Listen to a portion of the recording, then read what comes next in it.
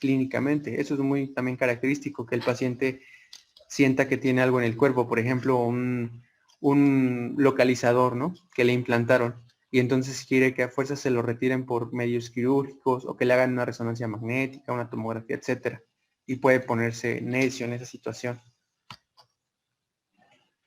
La letra F es a trastornos de la percepción. Dice que se han reportado alucinaciones de los 5 sentidos, aunque las de tipo auditivo son las más frecuentes y se les conoce como alucinaciones de tipo comando. Es lo que platicábamos un poquito ayer, donde, bueno, aquí lo que hice fue poner una referencia de un libro muy clásico, donde, por ejemplo, dice, oye voces ahora, y quiso saber, y las voces le dicen que no, y él contesta que no. Dile que no sabes nada de lo que está hablando, dile que nunca has oído ninguna voz. Y entonces el paciente dice, no sé a qué se refiere con eso de las voces. Ahí es donde el médico tiene que saber, o lo que habíamos comentado ayer, dar por hecho que las oye para probar al paciente. Y entonces le preguntamos si eso le dijeron las voces que dijera. Y el paciente a veces, por lo mismo de que está preocupado, contesta con sinceridad y te dice, sí, eso me dijeron. Entonces la exploración, la entrevista debe ser muy, muy inteligente con este tipo de pacientes. El criterio y la comprensión. Dice que en los enfermos con esquizofrenia con frecuencia se altera el criterio y la comprensión y quizá actúen con ideas extrañas o por pensamientos o perturbaciones emotivas, y eso les va a dar lugar a pensamientos o contextos y sentimientos que ellos tienen.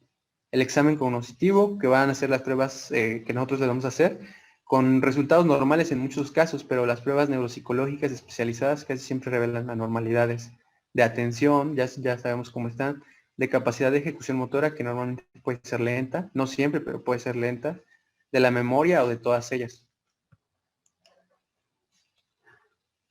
Y entonces, por ejemplo, tenemos que a los pacientes se les va a alterar el criterio y que no pueden, que por su perturbación emotiva no pueden razonar las cosas de manera clara. A veces se sienten, por ejemplo, amenazados por su propia familia o enojados, etc. Y por ejemplo, las personas que viven en casas de vidrio, por ejemplo, aquí es un ejercicio que se les hace a los pacientes, donde les piden que interpreten un proverbio. Y entonces, por ejemplo, el doctor le lee el proverbio, ¿no? Las personas que viven en casas de vidrio no deben arrojar piedras. Y el paciente dice, por supuesto que no, pues romperían el vidrio. Entonces nos damos cuenta que en lugar de interpretar el proverbio, de darle el contexto por el que se está haciendo el proverbio, lo toma de manera literaria y le dice, por supuesto que no, pues rompería el vidrio. Y eso es una prueba que se les hace, bueno, que decía la bibliografía que se les hacía. Bueno, ¿hasta aquí alguna duda de todo esto? Sé que es un poco largo, es un poco también enredado, pero es que el tema es un poco extenso. ¿Dudas? Ok. En el diagnóstico diferencial, esta parte es importante porque, como ya vimos, varias enfermedades pueden ocasionar delirios y alucinaciones. Entre esas vamos a tener las enfermedades infecciosas, HIV, neurosífilis, encefalitis herpética, trastorno del sistema nervioso como accidentes cerebrovasculares, lesiones de la cabeza, tumores. En otras afecciones médicas, por ejemplo, vamos a tener epilepsia, deficiencia de vitamina B12, intoxicación con monóxido de carbono, intoxicación con metales pesados, enfermedades de Alzheimer, lupus, eritematoso sistémico, etcétera. Todo lo que altere el área de Wernicke o comprensión nos va a afectar y nos puede confundir. Entonces tenemos que excluir todo eso antes de dar el diagnóstico de esquizofrenia. Lo que tenemos que hacer es también excluir los trastornos psiquiátricos, trastornos del estado de ánimo. Por ejemplo, los enfermos con manía grave o depresión grave pueden desarrollar psicosis. Tenemos que saber distinguir entre una depresión y la esquizofrenia. El trastorno esquizoafectivo, que son personas que parecen presentar esquizofrenia y trastorno bipolar del estado de ánimo al mismo tiempo. El trastorno esquizofreniforme, que incluye los síntomas de la esquizofrenia, pero su duración es menor a 6 meses, y ese diagnóstico se utiliza mucho cuando se tiene el primer caso de psicosis. El trastorno delirante, que se caracteriza por un sistema fijo de creencias falsas, pero vamos a tener ausencia de los síntomas positivos y negativos que tiene la esquizofrenia clásica. El trastorno psicótico inducido, también conocido como folie deux, es cuando la persona que lo cuida, o el cónyuge o el familiar, se identifica o empieza a compartir las mismas ideas que la persona con esquizofrenia. Entonces ya no es uno, sino que son dos. Y pues, normalmente la familia también requiere un apoyo psicológico. Trastorno psicótico breve, donde los episodios psicóticos de corta duración ocurren en ocasiones como reacción de los sujetos ante tensiones graves o en ciertos momentos específicos y no van a tener una causa aparente. La psicosis de inicio tardío, que son personas de edad avanzada, que han padecido trastornos de personalidad durante toda la vida y que de repente inician con los síntomas psicóticos de los 60, 70 o hasta los 80 años. Y entonces tenemos que ver el curso de la enfermedad para poder entender qué personas están predispuestas, cómo inicia y cómo avanza. En donde tenemos primero el síndrome prodrómico, donde personas que van a estar predispuestas, por ejemplo, con aislamiento emotivo y social, apariencia tímida, sensibles o retraídas, aparte del entorno, que ya vimos que es importante, el entorno, la tendencia genética, etcétera, pueden precipitar que aparezca esta enfermedad. El inicio va a ser la siguiente parte, donde la enfermedad aguda es insidiosa, que no puede decirse que tenga un inicio bien definido porque empieza con ciertos síntomas, y donde en un caso típico los miembros de la familia van a observar que tiene un desempeño menor en la escuela o una motivación menor, donde va a iniciar con ciertas depresiones, con falta de emotividad en las cosas de la familia, etcétera. El curso de la enfermedad, que es cuando inicia, donde tenemos que cerca del 10% de los que experimentan esquizofrenia se recupera. 40 a 50% de los pacientes presentan periodos de remisión, pero siguen experimentando dificultades a lo largo del tiempo. Bueno, esta parte de los porcentajes yo los vi diferentes en otra bibliografía, donde era 33, 33, 33, de los que remitían, de los que tenían cronicidad y de los que tenían síntomas leves. Les digo, cada bibliografía lo maneja diferente. En lo que sí concordaban era que el 1% de la población era quien lo padecía. Y entonces tenemos los factores de buen pronóstico y de mal pronóstico de la esquizofrenia, donde tenemos, por ejemplo, la edad de inicio, el inicio de la enfermedad, la etapa adulta es un buen pronóstico, el mal pronóstico es una persona joven, el inicio de la enfermedad es, si es agudo es buen pronóstico, si es insidioso es un mal pronóstico, si es una esquizofrenia de tipo idiopática sin ninguna tensión evidente, pues es un mal pronóstico, etcétera. El estado civil, si es casado, pues es un buen pronóstico. Si está soltero, divorciado, es una persona aislada, va a tener un mal pronóstico. Si tiene antecedentes de esquizofrenia, si tiene síntomas negativos que afecten la vía mesocortical, es un signo de mal pronóstico. Si no tiene signos neurológicos presentes, o si sí los tiene, puede también indicar antecedentes de recaída o agresividad. Y vamos a iniciar con el tratamiento de la esquizofrenia, donde dice que muchas veces esto es importante, los clínicos pasan por alto la depresión grave que puede causar que el paciente se autolesione, y dice que hasta el 60% de ellos los presenta. También tienen los síntomas obsesivo-compulsivos, que son frecuentes y que van a empeorar con el uso del antipsicótico clozapina, que es un alternativo. Ahorita vamos a ver los medicamentos. Vamos a usar los antipsicóticos llamados también neurolépticos o tranquilizantes mayores. Se cree que funcionan bloqueando los receptores de dopamina, en particular los de tipo D2 en el sistema mesolímbico, y que van a dar los efectos negativos, van a originar los efectos negativos y van a quitar los efectos positivos. ¿Van a tener efectos secundarios? Sí, sí van a tener efectos secundarios, y muchas veces, por ejemplo, los efectos secundarios nos pueden afectar en las casas de cuidado de pacientes ancianos, donde no se les da el cuidado necesario. A veces pueden confundir los síntomas secundarios por el uso de neurolépticos con los propios problemas de su edad. Entonces, tenemos que, por ejemplo, los efectos secundarios van a ser los síntomas extrapiramidales. Nosotros ya vimos si la dopamina está asociada a la sustancia negra en la regulación de los movimientos extrapiramidales. Si nosotros la antagonizamos, vamos a tener o síntomas extrapiramidales como contracciones dolorosas en los músculos, cara y cuello. Efectos secundarios parkinsonianos que simulan mal de Parkinson, los pacientes que presentan anormalidades de la marcha, cara inexpresiva y dificultad para iniciar movimientos. También vamos a tener que, por ejemplo, el uso de neurolépticos por su asociación con la prolactina, y al estar aumentada va a inducir la actividad de la prolactina y va a causar ginecomastia o galactorrea.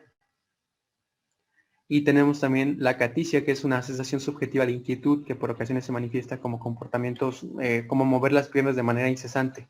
A veces eso se puede confundir con trastornos de ansiedad, y el médico también lo puede confundir con ansiedad cuando se está usando neurolépticos. Bueno, aquí es importante que cuando nosotros tenemos un paciente que tiene el uso de neurolépticos y tiene los niveles elevados de creatinfosfosinasa sérica, puede ser, no es muy común, pero puede ser un síndrome neuroléptico maligno que constituye ya una urgencia médica, que tiene una mortalidad hasta el 30% y que el paciente va a cursar con fiebre, desequilibrio del sistema nervioso autónomo y rigidez muscular. Eso es importante porque se tiene que detectar. Entonces se le tiene que estar midiendo la CPK. Había criterios mayores y menores, donde tenemos la fiebre, la rigidez y la elevación de la CPK, y los que son los criterios de Leveson, y los criterios de Karoff, que van a ser la administración de neurolépticos, la fiebre mayor de 38 grados centígrados, la rigidez muscular, y 5 de los siguientes, 11 puntos. Entonces, también había muchas tablas que podían ayudarnos a diagnosticar esta enfermedad. Tenemos que, por ejemplo, la exposición a un antagonista de la dopamina, como el medicamento que le estamos dando a este tipo de pacientes, la fiebre o la rigidez nos pueden orientar a esta enfermedad, ¿no? La elevación de la CPK, etcétera.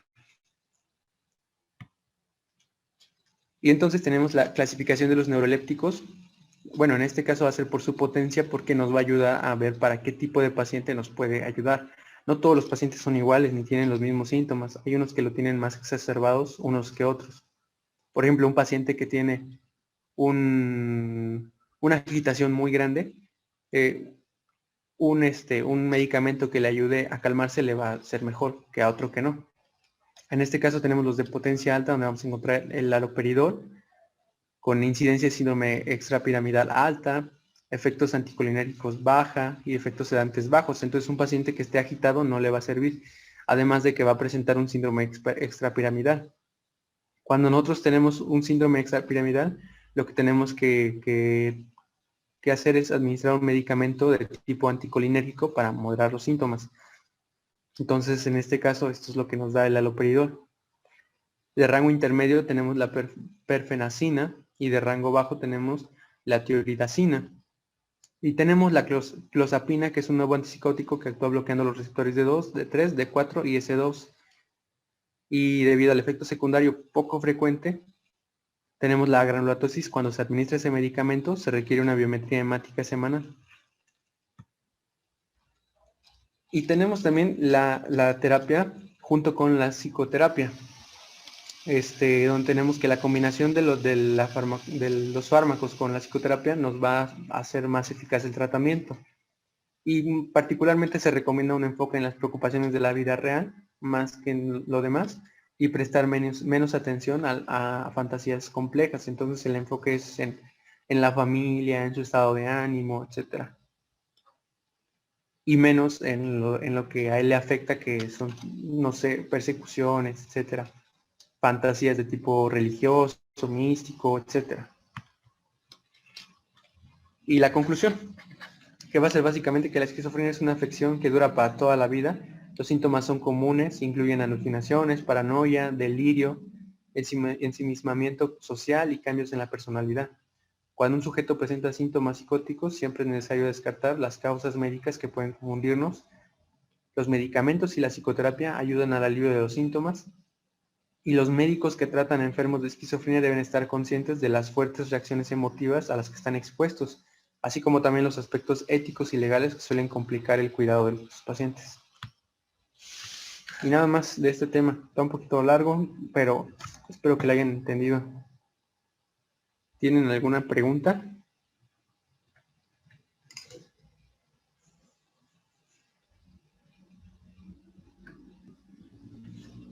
¿Duda? Sobre todo la parte de las vías es lo importante, bueno, lo importante en cuestión fisiológica que nosotros debemos de comprender. Si nosotros comprendemos esa parte de las vías, podemos entender por qué el tratamiento farmacológico nos ayuda. Y si entendemos también la vía de la vía de la dopamina, podemos entender los efectos secundarios que nos dan esos medicamentos, básicamente. Lo más difícil ahora sí que es tratar al paciente, identificar todos los síntomas que vimos, tanto la apariencia, el aspecto psicológico, etcétera.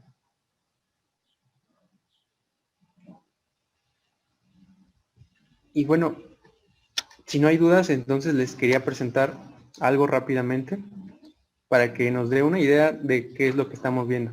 Permítame tantito, ¿eh?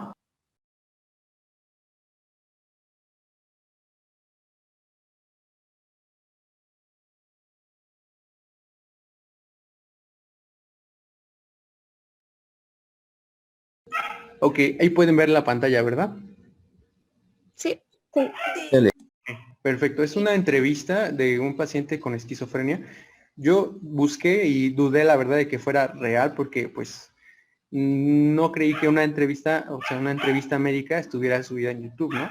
Pero se las voy a mostrar y ahorita que nos diga la doctora si es un paciente. Como saben, pues nosotros no hemos visto ningún paciente ahorita con esquizofrenia, pero ahorita nos orientamos. Ok, se las voy a poner, ¿eh? Se tiene que escuchar el audio perfectamente, ahí me dicen. Buenas tardes, soy la doctora Melisa Meléndez, médico psiquiatra de la clínica Santa Fe. Hola, soy Milagros Piti Rodríguez. Hola Milagros, bienvenida. Me hubiese gustado que esta consulta fuera presencial, pues, pero bueno, por la situación tiene que ser una consulta virtual. Milagros, ¿y ese nombre de dónde es? Me lo pusieron mis padres, quizás fui lo mejor que les ha llegado. ¿Cómo es eso de que lo mejor que les ha llegado a tus padres? Soy adoptada. Ah, ok, entiendo. Yo también tengo una tía que se llama Milagros y le dicen Mili. ¿A ti cómo te dicen? También me dicen Mili, pero no me gusta que me digan así. Ok, Milagros, está bien. Vamos a conversar mientras te tomo unos datos. ¿Me das tu cédula? Realmente no me la sé, pero aquí la tengo. 4803333. ¿Tienes alguna preferencia sexual? Cuando tenía 15 años tuve un novio, pero han pasado 3 años y prefiero estar sola. Entiendo. Vi que eres cédula 4, eres chiricana. Sí, nací acá en David, el 4 de noviembre del 2000. 4 de noviembre, el día de los símbolos patrios en Panamá. ¿Estás en la escuela? Sí, pero realmente no me gusta ir y mis padres no me obligan. Pero si la escuela es tan chévere, Milagros, ¿dónde estudias? En el Instituto David. Yo también estudié ahí, muy buen colegio. ¿Tienes alguna preferencia religiosa? No, realmente no creo que exista ningún Dios.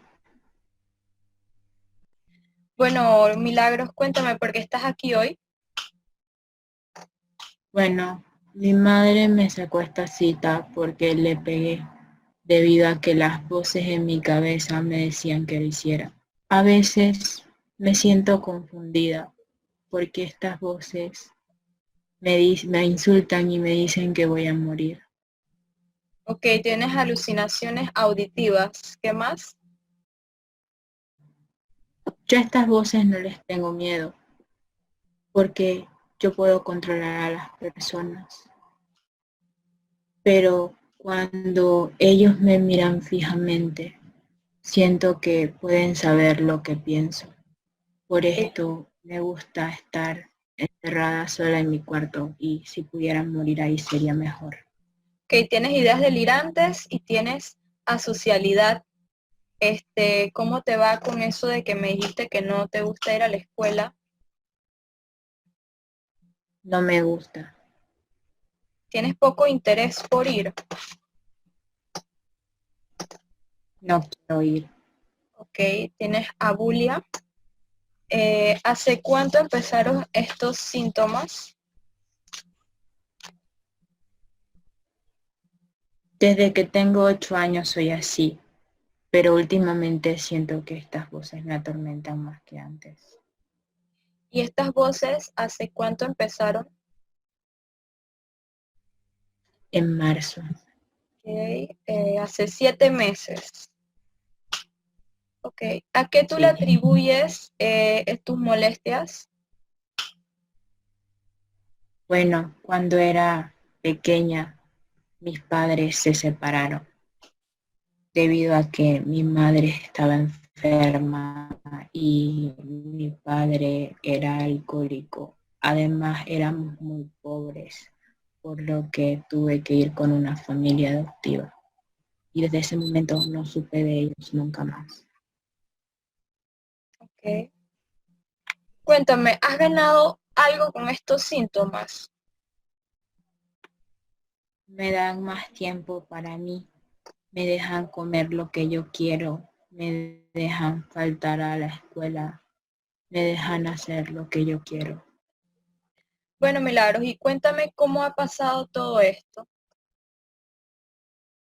Cuando mis padres se separaron y me dieron en adopción, ¿Tus padres por qué se separaron? mi madre estaba enferma, ella también escuchaba voces y mi padre tomaba todos los días. ¿Y cómo te sentiste cuando te dieron en adopción? Fui con varias familias, pero todas me regresaban porque ninguna me entendía. Y con la familia actual, ¿cómo te sientes?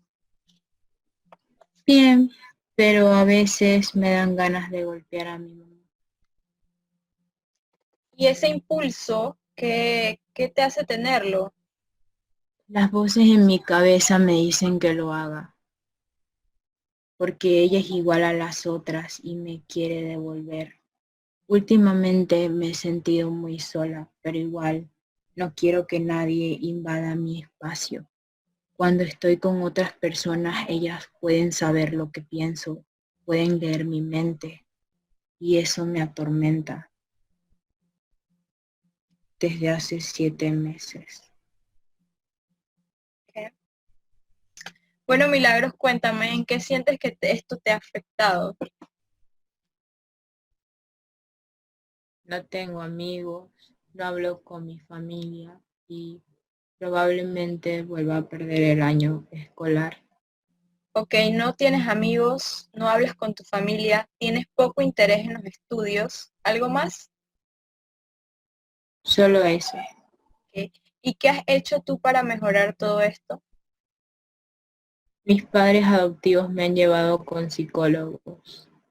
¿Y sientes que esto te ha ayudado? No. ¿Qué más has hecho para mejorar? También me han inscrito en programas de apoyo e intentan que asista más seguido a la escuela. Ya veo que tus padres siempre han querido ayudarte. Sí, pero no funciona. ¿Y cómo te sientes en este momento? No me siento mal, siento que pude hablar con alguien que me entiende Me alegra y no escuchar me juzga. eso y vamos a seguir evaluándote para llegar a un posible diagnóstico adecuado.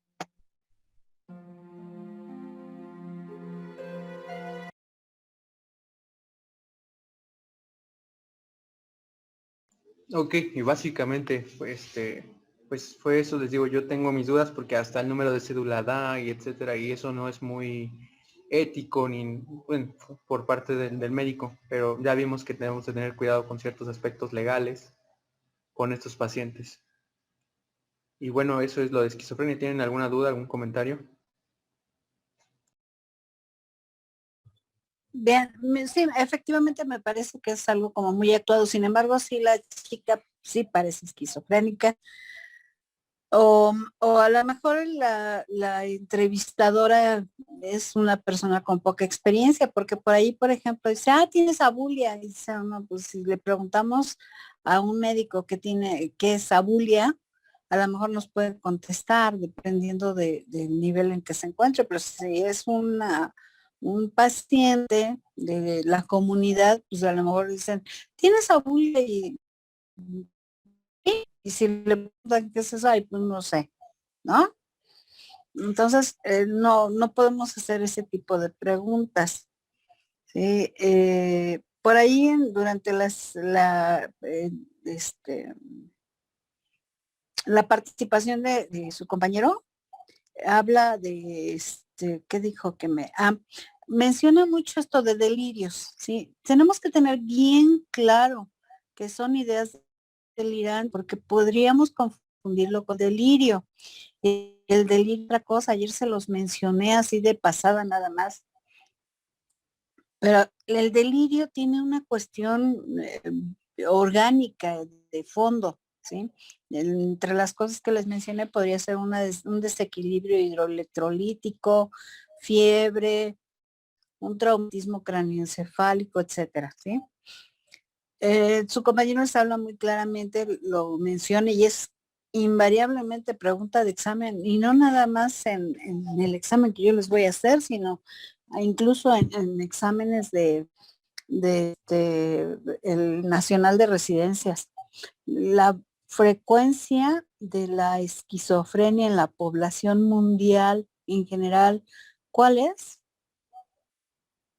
El 1%. 1%. El 1%, o sea, ténganlo bien presente, ¿sí? Es muy, muy frecuente. Ahora, en la actualidad, aunque el paciente pegue, no es indicativo de que tenga esquizofrenia y lo tengan que tener encerrado de por vida. Ya no se hospitalizan a los pacientes. La tendencia es a cerrar los hospitales psiquiátricos y más los hospitales como este, por ejemplo, que tiene un sistema asilar. Desde hace ya algunos años ya los pacientes que llegan aquí al hospital ya no se reciben para quedarse de por vida. Muchos médicos los mandaban como llévelo y allí que lo encierran porque está loco. Y lo ponían así en la nota de referencia. Ya no se hace, ténganlo bien presente. Paciente con diagnóstico de esquizofrenia puede estar en su casa, siempre, evidentemente que tiene que estar medicado. Si no está medicado, son los pacientes que se pierden, los pacientes que pegan, los pacientes que se matan, los pacientes que matan. Pero si el paciente está medicado, no hay problema. De los medicamentos que nombró su compañero, el que ya no existe es el Meyeril, la tioridacina. Ya no hay en el mercado, ya salió hace ya muchos años. Sí se utilizaba y se usaba mucho, sobre todo en pacientes que dentro de los síntomas tenían una hipersexualidad. Entonces se les daba el Meyeril para bajar la hipersexualidad y mucha impulsividad, se les daba para bajar esas conductas. El síndrome neuroléptico maligno, digo, yo tengo ya 17 años en esto y hasta hoy no he visto uno. Sí se puede dar y hay que tenerlo presente porque el paciente hasta se muere, pero no es tan frecuente como se piensa. Y el que más genera el síndrome neuroléptico maligno es el haloperidol. ¿Sí? Movimientos anormales, los neurolépticos ocasionan alteraciones a nivel del sistema dopaminérgico. Y entonces van a ver a los pacientes con un temblor, como si tuvieran Parkinson. De hecho, se llama síndrome de Parkinson. ¿Sí? No, una cosa es la enfermedad y otra cosa es el síndrome. ¿Así? ¿Cuál es la diferencia?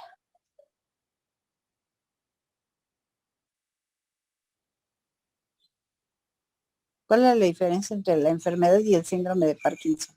Bueno, la enfermedad es una etiología ya expuesta y el síndrome de Parkinson es solamente el conjunto de signos y síntomas que se relacionan a eso. En este caso, la vía de la Así es, dopamina en la sustancia negra.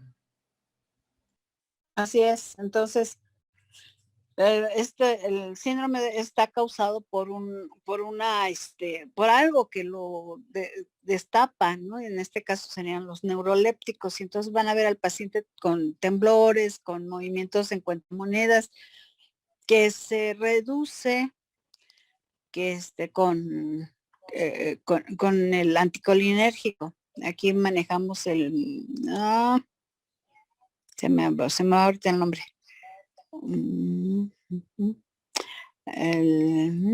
No, se me fue ahorita el nombre, ahorita les digo.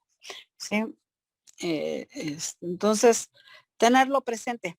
Ahora, ¿con qué dosis un paciente puede presentar el síndrome neuroléptico maligno o el síndrome de Parkinson? ¿Alguien puede contestar esa pregunta?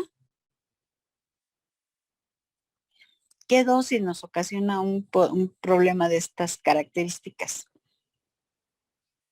¿Qué dosis de Haloperidol, ¿no?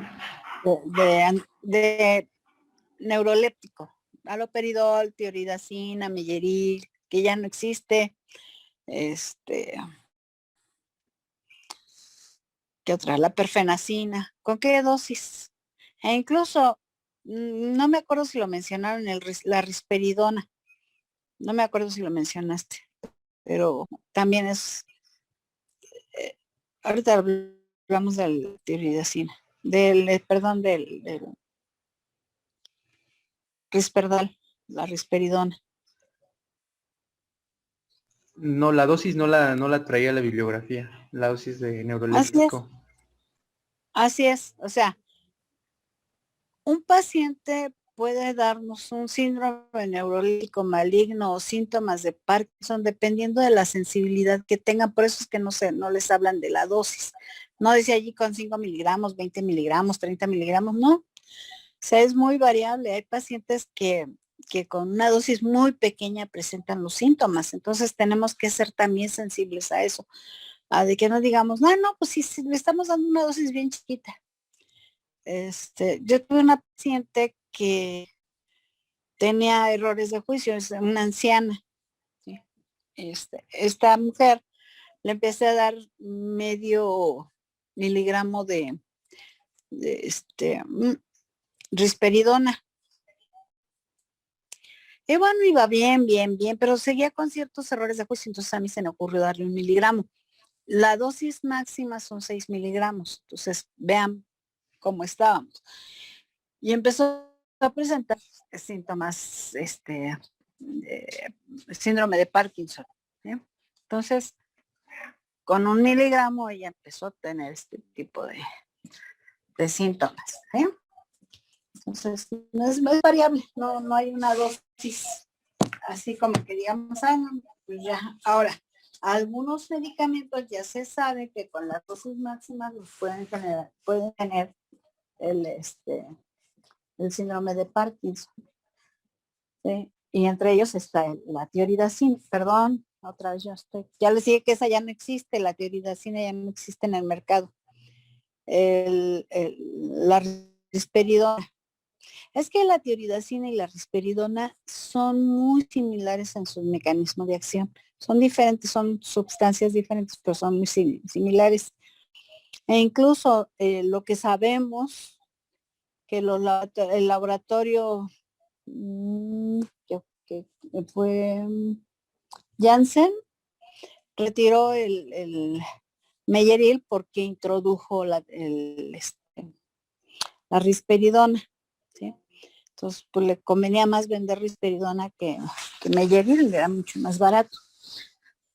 Entonces, bueno, de ese sabemos que que hacia los 6 miligramos el paciente no mejora, si le damos 7 miligramos, lo más seguro es que lo único que vamos a hacer es que el paciente empiece a tener síntomas de Parkinson y no va a mejorar, no van a disminuir los síntomas psicóticos. Entonces tenemos que tener cuidado con eso. ¿Sí? ¿Algo más que quieran preguntar?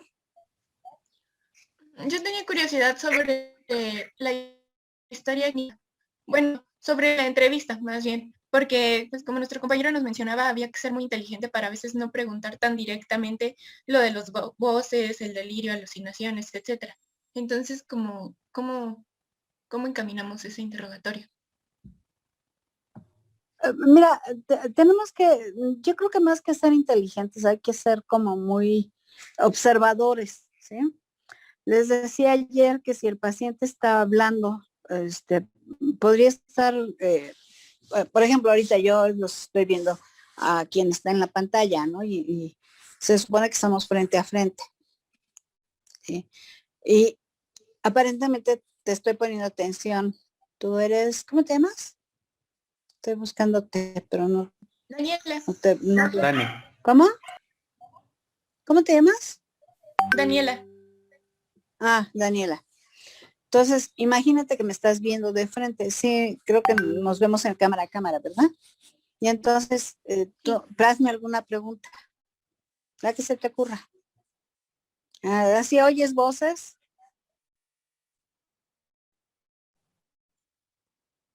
Hazme la pregunta, Daniela. sí, escuchamos. Ajá. Espérame, otra vez, porque ya te perdí de la pantalla. Se está cortando su internet. Está congelada su Ajá. pantalla. No, ya. Ajá. Alguien que... A ver si quieres el hago yo. Ajá. Buenos días. Pero abre tu cámara, no te veo. Sí. Ok. Buenos días. ¿Escucha usted voces? Buenos días. Buenos días. ¿Escucha usted voces? No, no escucho voces. ¿Me viste? Ajá. Sí, sí, sí. ¿Qué estaba haciendo? Pues moviendo la cabeza, movió la cabeza hacia un lado, Ujú. ¿Y qué te dije? que no escuchaban voces. Ajá. ¿Tú qué piensas? Pues que no las escucha, bueno, porque es mi maestra, ¿no? Bueno, efectivamente. O sea, ahorita existe esto, pero si tú estás viendo que la persona a la que le estás preguntando hace lo que yo estaba haciendo, evidentemente que está escuchando voces. ¿Sí? Si se trata de hacer la nota médica, lo que nosotros pondríamos sería lo siguiente. Dice que no echa voces o niega la presencia de alucinaciones auditivas, pero durante la entrevista se ve que tiene movimientos labiales, lo que sugiere que hay grandes posibilidades de que sí tenga alucinaciones auditivas, ¿sí? Pero viste que estaba yo moviendo los labios y que hasta Sí. hice señas. Y a lo mejor de repente me pueden preguntar, oiga, y ve cosas, y entonces yo volteo al cielo y me... No, Ah, ok, ok. ¿eh? Sí. ¿Y por qué te persinas? Ah, bueno, allá arriba en el cielo está el Diosito Santo y me está viendo, ¿sí? Ok. Y a lo mejor hasta en esta interacción te dice, mire, volteé a verlo. ¿Sí? Allí está, véalo, allí, en ese hoyito que se ve acá. Tuve un paciente que un día llegué al servicio y me dice, venga. Ya fui a donde estaba y me dice, siéntese aquí, era su cama.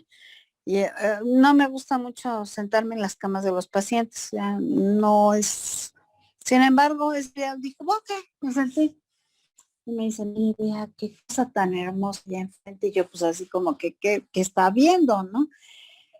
De aquí se ve muy bien el Iztaccíhuatl y el Popocatépetl. Y cuando está nevado, pues se ve muy bonito. Entonces, pues yo buscaba a ver qué veía, un pájaro, un árbol, no sé, no. Y me decía, ¿no ve? Le digo, pues, no, ¿qué es lo que usted ve? Vea, está la hermosísima Virgen de Guadalupe. Ups, no la veo. ¿Sí? Entonces, Sí. evidentemente que este paciente que tenía Alucinaciones. en Visuales. una alucinación visual, ¿sí? Veía la Virgen, ¿sí? No me dijo que hablara con él, sino entonces estaríamos pensando en que tenía alucinaciones auditivas también, ¿sí? O su compañero usó el término paranoia. ¿Qué es la paranoia?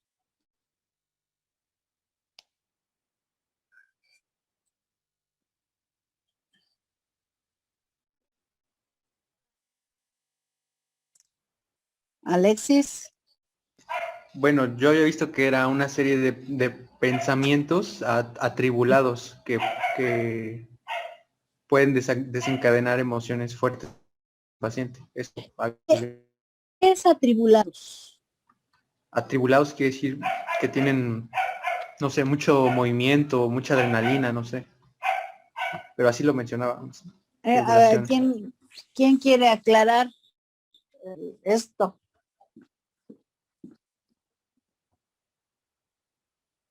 Así es, son ideas delirantes. ¿De qué tipo? De persecución, ¿no?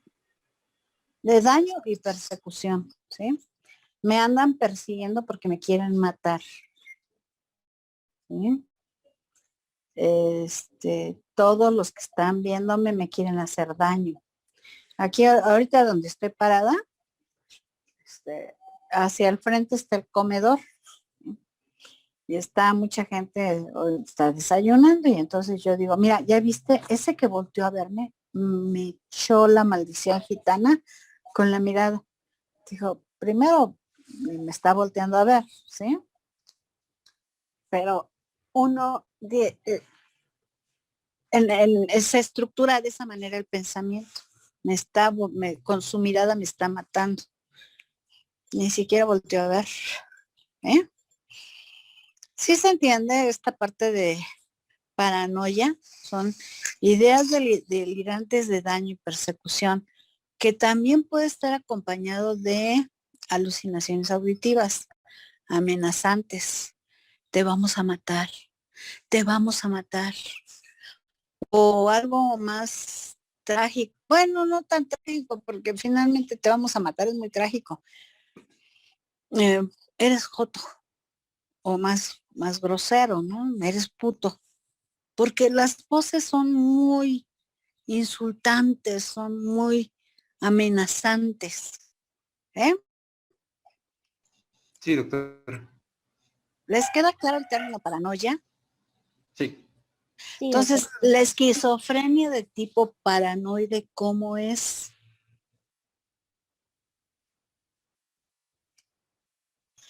Con alucinaciones de tipo de persecución o amenazantes. Así es, alucinaciones auditivas, pueden ser hasta visuales, e ideas delirantes de daño y persecución. Entonces, ¿cómo creen que van a ser estos pacientes? ¿Qué tipo de síntomas van a dominar en ellos? ¿De síntomas positivos o negativos? ¿Cuáles van a dominar?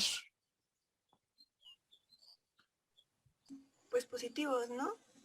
Así es, así es.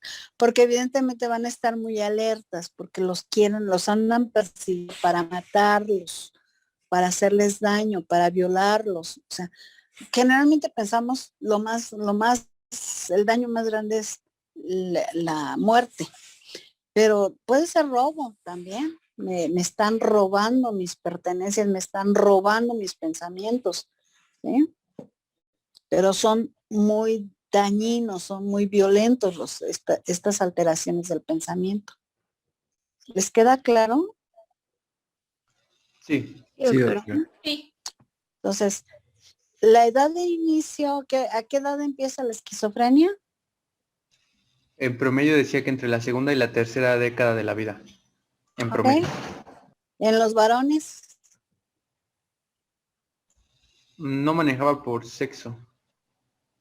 Yo sexo. encontré que Ajá. los hombres aparecía un poquito más temprano, que ponían un rango de edad de entre los 10 a los 25 y las mujeres de los 25 a los 35, pero no sé si sea. Así es, así es, así es.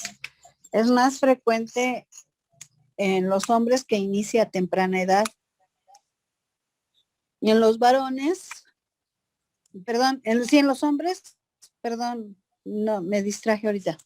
En los varones es más fácil que inicia a más temprana edad. El pronóstico es más malo cuando empieza a edades muy tempranas. Se puede empezar a los 14 años en la adolescencia. Y esto va a generar que la esquizofrenia sea como más, incluso como más desorganizada, De hecho, así le llamó, ¿no? Desorganizada, esquizofrenia desorganizada. Como los pacientes que inician esta edad a veces parecieran como que tienen retraso mental y no tienen retraso mental. ¿Eh?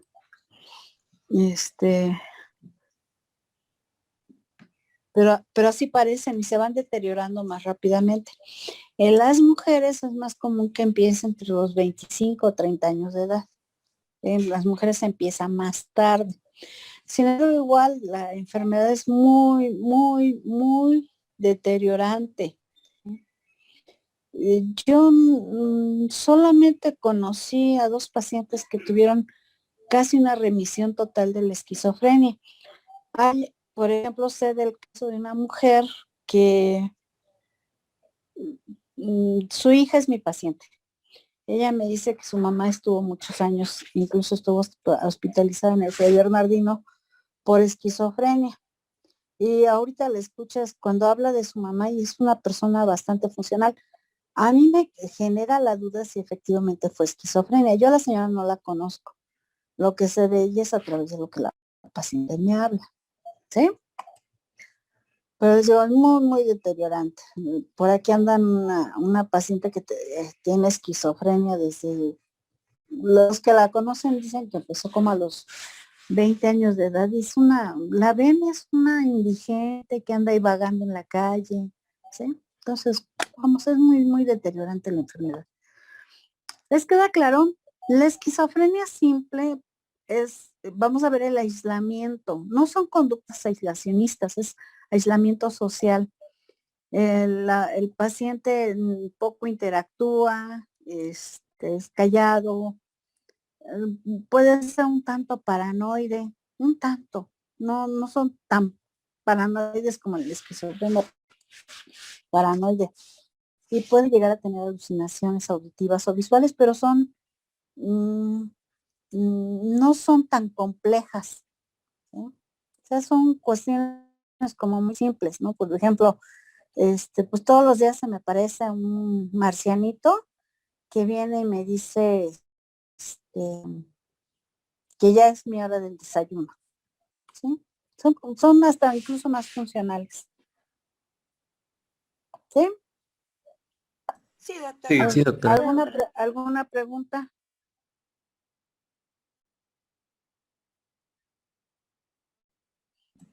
Yo Me tengo parece. una duda acerca de algo que leí. Ujú. Había visto que estos pacientes muchas veces, o sea, que algunos desde la infancia son niños tranquilos o hasta considerados como introvertidos, aun cuando pues la, la aparición como tal o el diagnóstico de la esquizofrenia ese tiempo después. No sé si eso sí es como verídico o no sé. Fíjate que sí, sí, sí, sí, es la personalidad premórbida, ¿sí? Que generalmente son niños bien portados, con buena calificación, no causan problemas, este, poco sociables. Sin embargo, hay niños que no los describen de esa manera. Muy posiblemente tenga que ver con estas cuestiones narcisistas de los papás que dicen, pues si era un niño bien sano, era bien normal, tenía sus amiguitos. No, habría que ver cómo interactuaba con los amiguitos. ¿Eh? Pero sí, sí es verdad eso que dices. Sí es común que se presenten así los niños.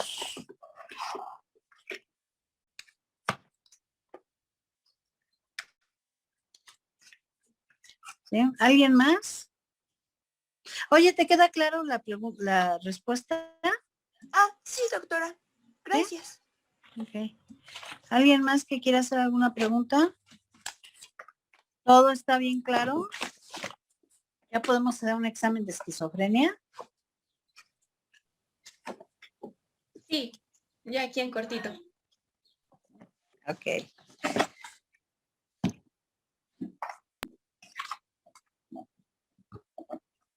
Bien. ¿Quién más quiere hacer alguna pregunta, un comentario?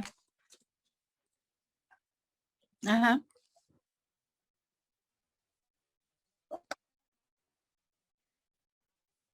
Ajá.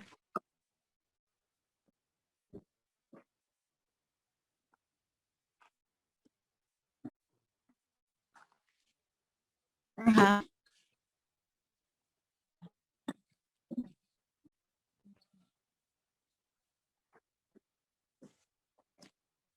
Sí, no es, fíjate, ujú. Fíjate que no es nada raro que el paciente se suicide también. Esa es una cuestión común, es frecuente, porque el apego al tratamiento es difícil, no es fácil, ¿sí? La mayoría, y mire, ubiquémoslo. Si a ustedes les dan un tratamiento para una depresión, ¿qué creen que va a pasar?